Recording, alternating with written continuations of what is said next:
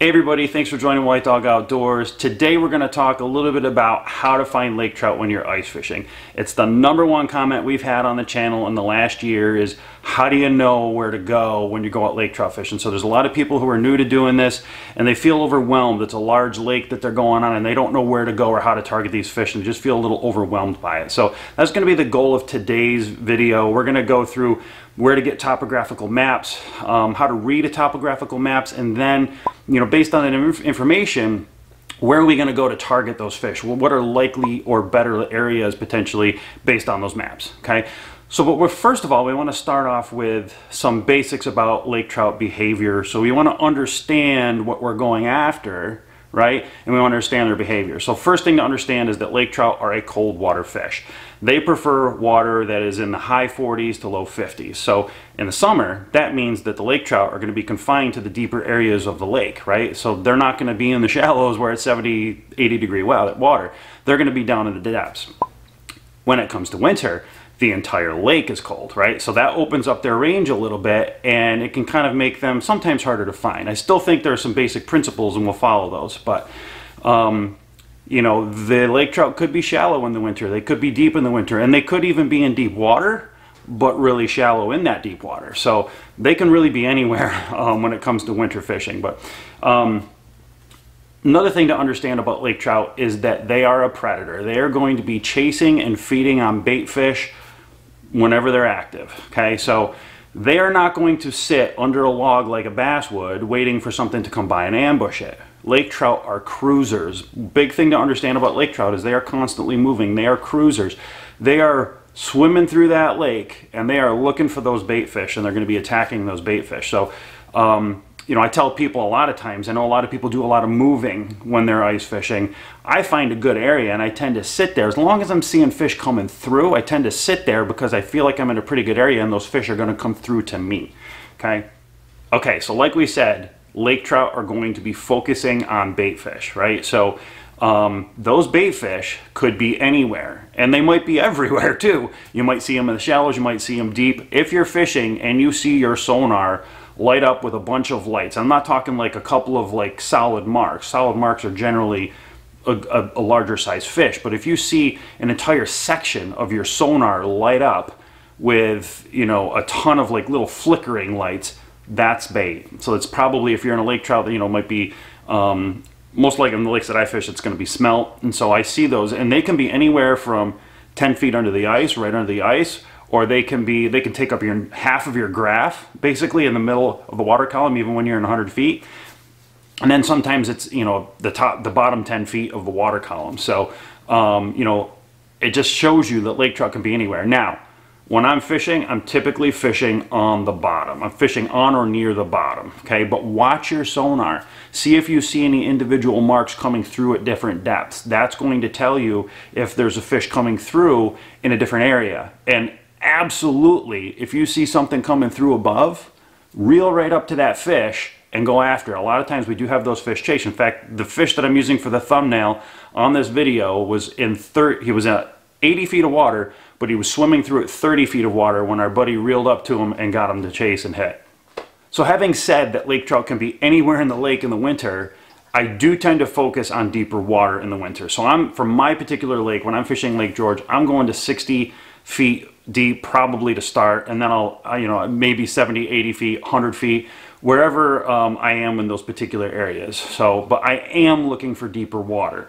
I find the most concentration of fish in deeper water on Lake George. So in other waters, that may not be the case. I know a lot of stories of people who fish shallower water and they catch bigger fish, but bigger lake trout that are more cruising the shallows or are cruising up higher in the water column, okay? So again, just watch your sonar and see what those fish are doing to see where you should go, okay? So when I first started fishing Lake George, I was fishing for perch. I wasn't really going for lakers, and I always wanted to catch that laker, but I was fishing 20 to 40 feet deep for perch, and I would set tip-ups in case I'd find a laker coming through, and I would jig for perch, but I never caught a lake trout on a tip-up that way. And a lot of people around me, maybe once out of every 2 or 3 trips, I'd see somebody pulling a lake trout around me.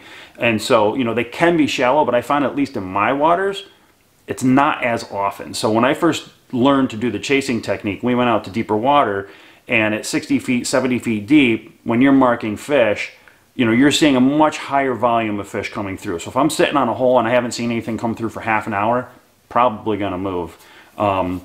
Put myself in maybe a different spot, different type of spot, more likely spot, right? So when I'm out in deeper water, I expect to see a fish coming through every 30 minutes at least. And a lot of times it'll be more than that, okay? So I do, at least on my waters, focus on the deeper water. I know there are people that fish other waters where that might not be the case, okay? So, you know, everything that I do is from my experience on my particular lakes. So a little, you know, caveat there. Your lakes may be different. So kind of another story to illustrate that the lake trout can be anywhere in the water column. I was guiding last weekend and we were fishing in 80 feet of water, but we put a couple of tip-ups and a couple of jaw jackers down anywhere from like 5 to 10 feet below the ice surface, looking for, you know, a cruising landlocked salmon. And one of the jaw jackers went off, it's bobbing, you know, there's a fish on the end of it, the client goes over, grabs it. We thought for sure it was going to be a salmon. Instead, it was our biggest lake trout of the day, which that day was only about 24 inches, but you know, it was one of the bigger lakers of the day, and that fish was about 5 feet under the ice. So it just goes to illustrate that, you know, if you're not seeing activity, if you're not getting what you want on the bottom, try other pieces of the water column. So bring that lure up, try jigging somewhere in the middle, try jigging below the ice, you know, see if you can get something to show up. Realize that when you're doing that, you might not get as much of a view on your sonar, right? So the sonar is a cone, right? So it's from the top point down, right? So the further it goes down, the wider view you get, right? So on the bottom, we're able to see more view. If you're able to on your sonar, a lot of sonar, you can widen the beam. So if you can widen the beam, go ahead and do that, especially if you're fishing shallower, because it's going to give you a better picture of what's around you. So, but if you're not seeing the activity on the bottom, if you're not getting the activity on the bottom, try bringing it up in the water column. Pay attention to what's going through your sonar. Did you see something go through? Did you see bait go through? That'll start to tell you maybe what depths those lakers are going to be at in that particular day. Okay, so now that we've talked about some of the behaviors of lake trout, so they're cold water fish, they're cruisers, and they can be kind of anywhere in the depth range, but I tend to focus more on the deeper water, okay? So now we're gonna figure out how do we know where to go, right? So topographical maps are going to be an incredible tool, and then understanding where you are on that topographical map when you're out on the water is going to be just as important, okay? So if you can get some sort of topographical map of the lake, that is a great place to start. You can start studying that, look for certain areas.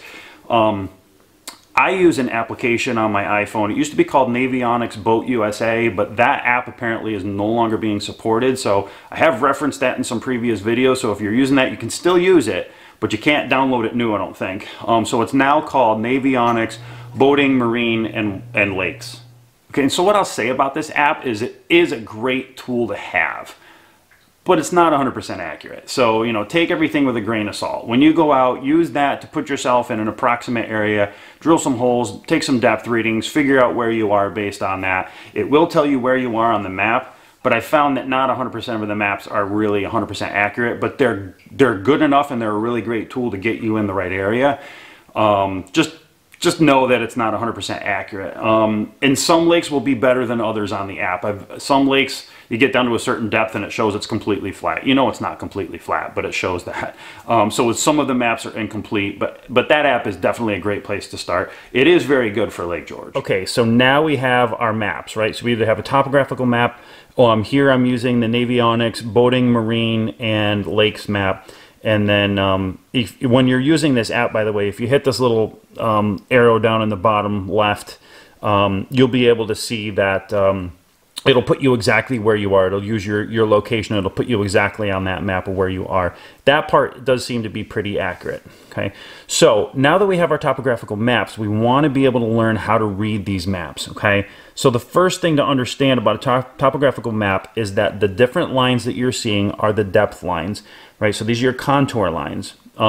So when those lines are closer together, that means that your depth is dropping much faster. Okay, so like here, let's say I'm 69 feet, and then boom, when I start hitting this, it really starts to drop off. So I got a nice steep drop right across in there, right? So up here, you see that it's still dropping, but it's not as steep. Okay, so that's a longer, and this would actually tell me that this is a little bit of a point coming out, right?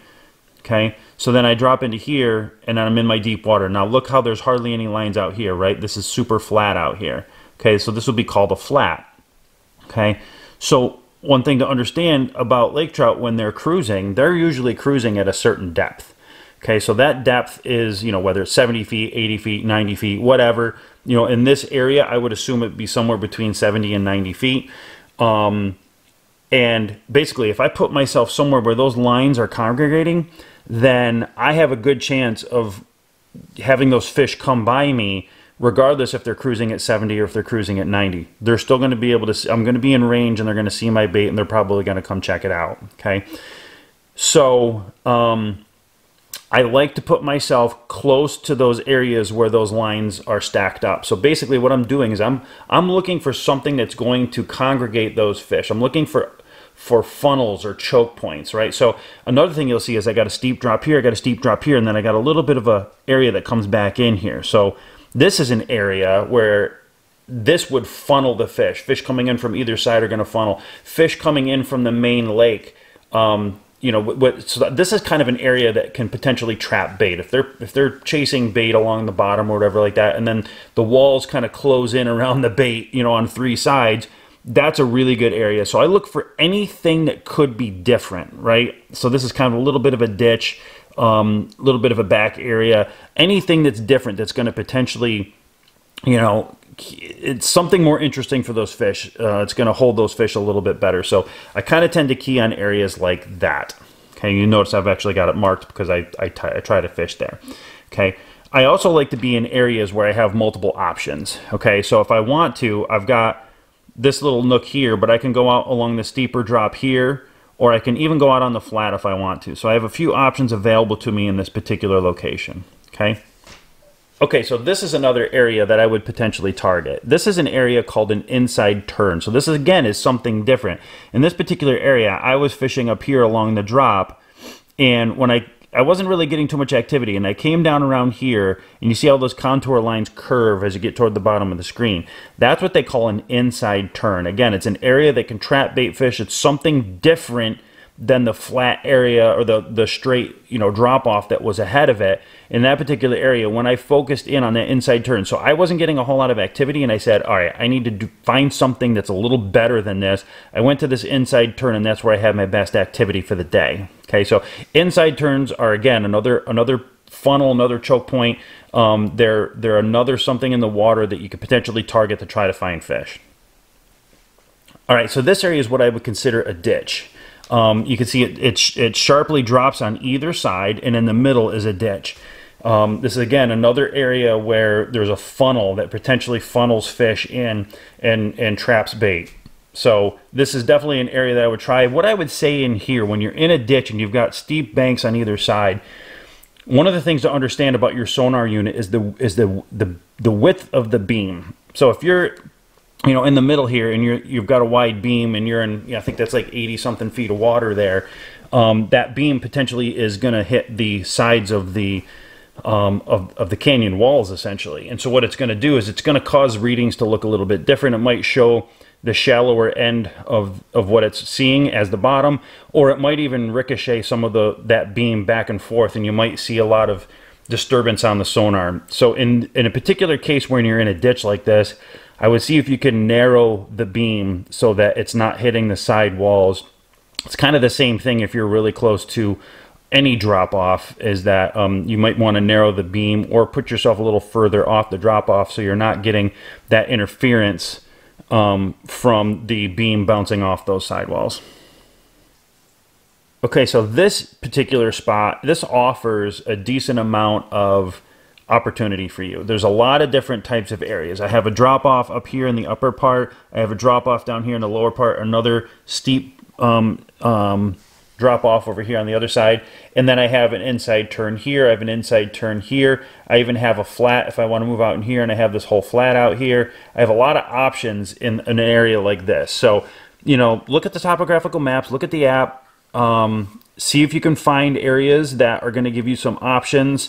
And, you know, if you're not seeing the activity you want, don't be afraid to move. And a half an hour to an hour, if I'm not seeing several fish come through, even if they're not active, if those fish are coming through, I'm probably in an okay place. If they're not active, a lot of times they'll turn on, or that's going to be the mood they're in that day. If you go long enough and you're not able to get those fish to engage, then yeah, go ahead, pick a different spot, see if you can find some more active fish. Once in a while, when it's really, really hard, we'll go out and we'll start searching. We'll drill a lot of holes. We'll start looking for active fish. And again, you know, look for where the activity is. If you're fishing on the bottom, you know, try moving up in the water column, try moving a little bit shallower, try moving a little bit deeper. All sorts of different ideas of ways to try to locate and target these trout. All right, so we've been through a lot in terms of the lake trout, you know, different types of areas to target. There's one thing that I just kind of want to mention at the end, and this is in particular to my lake that I fish. I find that when it comes to getting to mid to late March, I find the lake activity can dry up. And I'm not seeing the activity in deeper water anymore. Like, you know, we spent a lot of days out crushing fish in deep water, and then a week or two later, there's nothing. It's like we're not even seeing fish. We're getting maybe one fish coming through every couple hours, and we move out and we're searching for fish. It's harder to find them. I think late in the season, so lake trout are targeting bait fish, and this is a presumption I have. I haven't really proved it yet, but you know, those fish are following bait fish, and so those bait fish start to move towards the creeks because a lot of those bait fish, like smelt, are spring spawners. So they're starting to move like any fish would. They're starting to stage in certain areas as they get ready to spawn. So I have noticed, at least on a couple of occasions in mid to late March, I do really well when I'm near like a creek coming in that those bait fish will run up into to spawn. So I think the lake trout are following those fish in a little bit shallower. They're following those bait into where they're staging to spawn. So just kind of something to note. You know, it's possible those lake trout have just gorged on those bait all winter long when they've been really active, and they're just starting to slow down too. But you know, late in the year, it's definitely a good thing to go exploring, try some shallower stuff. You know, look for creeks that are coming in. That might be a good place to target in the spring. All right, I'm going to wrap it here, but you know, the whole point of this video was to help you guys go out and figure out how to target lake trout through the ice. I hope this helps and gives you some ideas of things to try, some more information to be able to go out and really target these fish. I know that, like, when I guide, this last weekend I actually guided two guys. They had been out 10 times, and the one guy had caught 2 fish one time, and the rest of the times they were skunked. And they spent a day with me and just teaching them. It's not just about the fishing, but it's teaching them all the different aspects of it, how to find the fish, where to look, the app, using the app. And you know, that day they caught 8 fish with me. And the next day one guy went back out and he targeted them himself in a new area that he'd not been. He used the app, he put himself in the right place, and he caught 8 fish on his own in one morning. So that's what it's all about. I hope this does that for you too. If you like what we're doing, definitely subscribe. Let us know your feedback on how the fishing is going out there. We'll see you guys soon for our next one.